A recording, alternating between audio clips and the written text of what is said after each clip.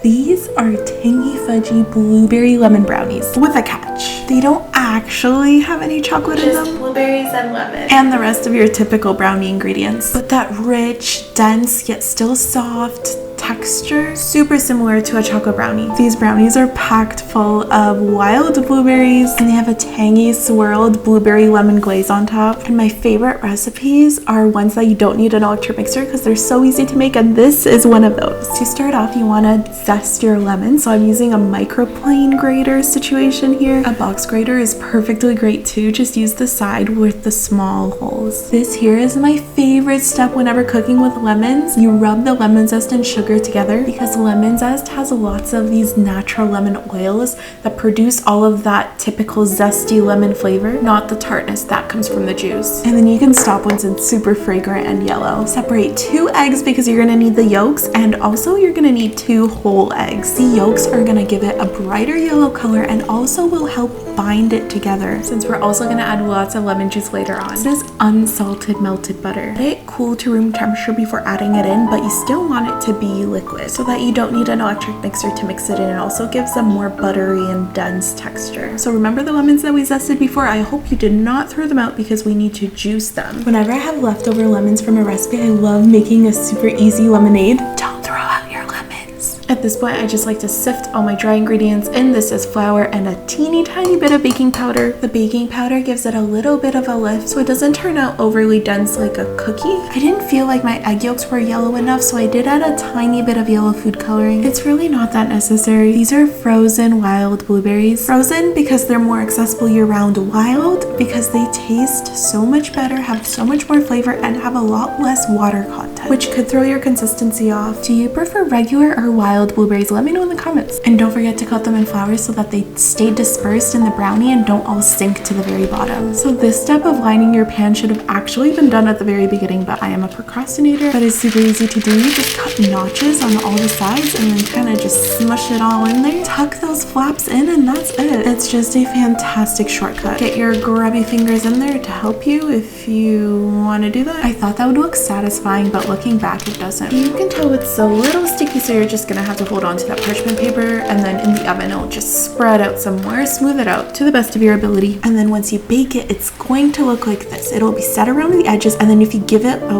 really aggressive wiggle, do you see like the center just jiggling slightly, but it's puffed up? By the way, if at this point you're wondering, Mary, where are the ingredients, because you didn't actually tell us anything other than 2 eggs and 2 egg yolks, I'll link it for you in the description box below. So this is where I messed up because I thought I would be making a shortcut, but shortcuts lead to longer delays, as you well know. I'm making the white part, the lemon part of the glaze on top. First of all, you want a much thicker consistency so it's not as messy. It'll set much better before you cut it and it won't all ooze out like mine did. And then you just pour all that lemon glaze on, and then I reserved part of that lemon glaze and I was going to add the blueberry into it.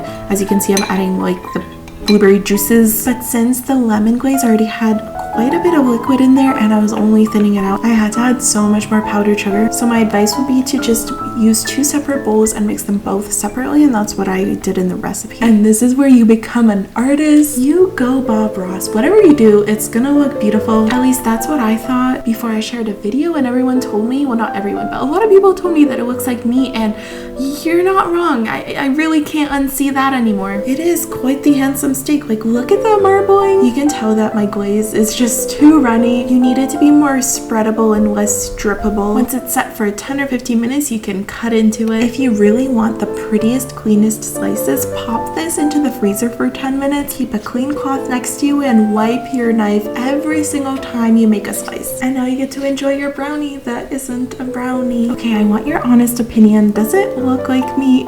Let me know what I should make next, and let me know what you think of this recipe. Thank you for watching. I'll see you next week. Please subscribe.